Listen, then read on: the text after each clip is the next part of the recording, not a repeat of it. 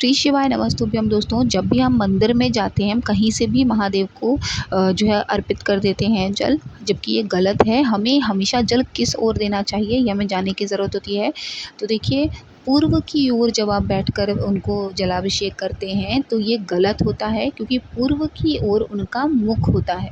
ठीक है, तो हम कभी भी उनके मुख की तरफ जिधर से वो देखते हैं उधर से हम कभी भी उनको जल अर्पित नहीं करते हैं। ठीक इसी तरह से उत्तर की ओर बैठकर भी जो है हम जल अभिषेक नहीं करते हैं उनका, क्योंकि ये जो दिशा है वो माता पार्वती की दिशा होती है।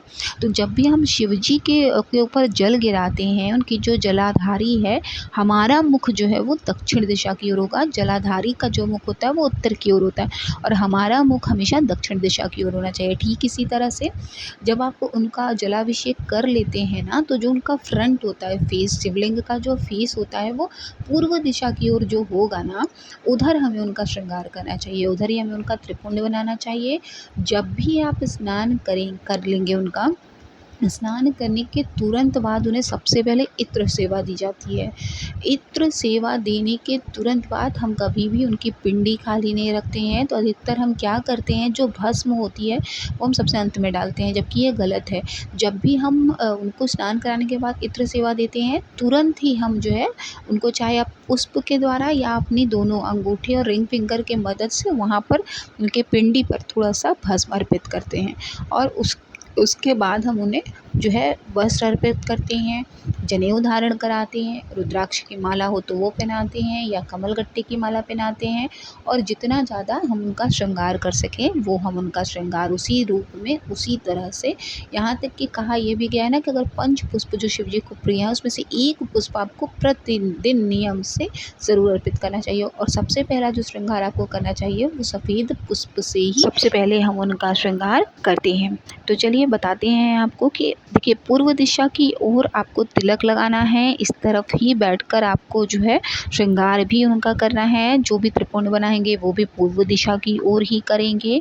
अब बात करते हैं कि जो नंदी महाराज हैं उनको कैसे देखिए, शिव जी को आप डायरेक्ट जलाभिषेक करते हैं तो महादेव प्रसन्न होते हैं। पंच स्थान पर, यानी कि भगवान गणेश, कार्तिकेय, षडानन और माता अशोक सुंदरी, माता पार्वती, इन सबको जब आप कराते हैं तो पूरे शिवलिंग में आप स्नान कराते हैं तो पंच देवता आपके प्रसन्न हो जाते हैं।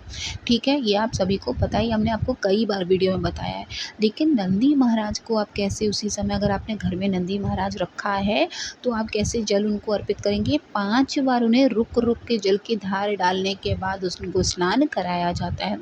आप उनको पुष्प कैसे अर्पित करेंगे, दो उनके चरणों, वैसे तो आप उनका भी श्रृंगार अपनी मर्जी से कर सकते हैं, लेकिन उनके दोनों चरणों के बीच में एक पुष्प, जिधर वो बैठते हैं ना उसके विपरीत दिशा में डंडी, जो पुष्प आप चढ़ाएंगे विपरीत दिशा में उनकी ओर डंडी का मुख होगा। मतलब कहने का ये है कि जो पुष्प आप उन्हें अर्पित करेंगे, 2 तो आप उन्हें, उनकी ओर पुष्प का मुख होना चाहिए और एक पुष्प जो आप उनके चरणों के पास रखेंगे वो ऐसा लगना चाहिए कि वो स्वयं महादेव को अर्पित कर रहे हैं। जो उनकी पीठ पर हम बेलपत्र रखते हैं ना, बेलपत्र की भी दिशा इसी तरह से होती है। जो बेलपत्र हम उनके पीठ पर रखते हैं वो हम आसन देते हैं शिव जी के लिए, तो उसका जो चिकना हिस्सा होता है बेलपत्र का वो ऊपर की ओर आता है, डंडी का मुख महादेव की ओर होगा। ठीक है, यानी कि शिवलिंग की ओर होगा। जो हम उनके चरणों के बीच में, नंदी महाराज के चरणों के बीच में जो हम बेलपत्र रखते हैं, उसमें डंडी का मुख नंदी महाराज की ओर होगा। पत्ती का जो बीच की पत्ती होती है वो महादेव की ओर होती है। आप सब क्या करते हैं, महादेव को तो अर्पित कर देते हैं, लेकिन नंदी महाराज पर उतना खास ध्यान नहीं रखते हैं। जबकि अगर आप शिव महापुराण की कथा पढ़ेंगे तो उन्होंने अपने साथ नंदी महाराज को इसीलिए रखा हुआ है कि जो भी उनके कान में अगर कोई बात, मनोकामना कह देता है, अपना दुख बता देता है, अपना कष्ट कह देता है, और नंदी महाराज जब वो दुख, वो कष्ट, वो मनोकामना महादेव तक पहुंचाते हैं तो वो कभी भी खाली नहीं जाता।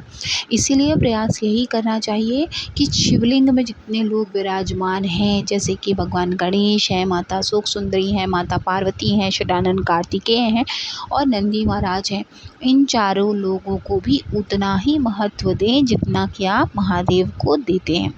ठीक है, ठीक इसी तरह से जो हम उन्हें अक्षत अर्पित करते हैं उसका भी है। अगर आप अक्षत का दाना जो माता पार्वती का कमल हस्त है वहाँ पर रखते हैं, अखंड सौभाग्य बनता है।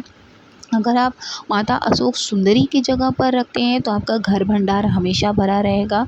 वही अक्षत का दाना अगर आप महादेव को स्वयं अर्पित करते हैं तो उससे महादेव जो है रोग मुक्त आपको कर देते हैं।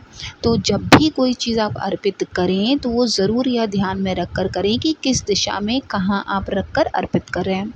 बात कर लें नैवेद्य की, तो देखिए शिव जी के जो जलाधारी है उस पर जब आप कोई नैवेद्य चढ़ाते हैं, पहली बात जब भी आप कुछ चढ़ा देते हैं, संपूर्ण श्रृंगार आपने कर लिया, जब आप जलाधारी पर सबसे पहले प्रयास यही करें कि अगर आप अर्पित कर रहे हैं तो शिवलिंग जो पिंडी है उनकी उससे स्पर्श ना कराएं।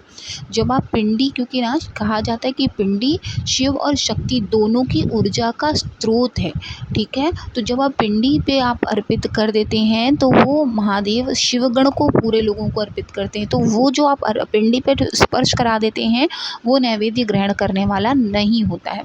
अगर आप प्रसाद के रूप में महादेव को कुछ अर्पित करना चाहते हैं, वापस लेकर आना चाहते हैं, तो आप उसको थोड़ी देर के लिए जलाधारी पर रख दें। जलाधारी पर रखने के बाद आप प्रणाम करें, महादेव से कहें कि आप उनके भोग को स्वीकार कर लें और फिर उसको आप घर पर लेकर आ सकते हैं।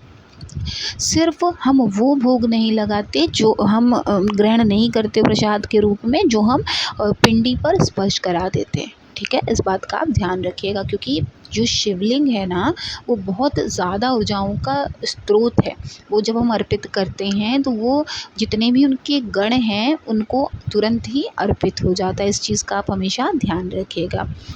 शिव जी को जब हम काले तिल अर्पित करते हैं तो हम सभी जानते हैं कि काले तिल का विशेष महत्व पितृदोष को दूर करने के लिए भी होता है। साथ ही कहा ये भी जाता है कि महादेव ही हैं, हनुमान जी हैं, जो शनि से संबंधित हमारे जो कर्म हैं उसके दोषों को दूर करने के लिए, शनि देव को प्रसन्न करने के लिए काले तिल जब हम शिव जी को अर्पित करते हैं तो शनि का जो प्रभाव है ना वो हमारे ऊपर कम पड़ता है। इसलिए काले तिल प्रयास यही करें, या तो काले तिल जल में मिलाकर उन्हें जलाभिषेक करें, या आप श्रृंगार करते हैं उनका तो बेलपत्र के ऊपर आप अभ्रक डालें, या उन्हें अबीर गुलाल का आप रोज़ प्रतिदिन अर्पित करते हैं तो वो करें। और काले तिल नित्य प्रतिदिन अपनी पूजा के नियम बना लें कि उन्हें काले तिल अवश्य अर्पित करें।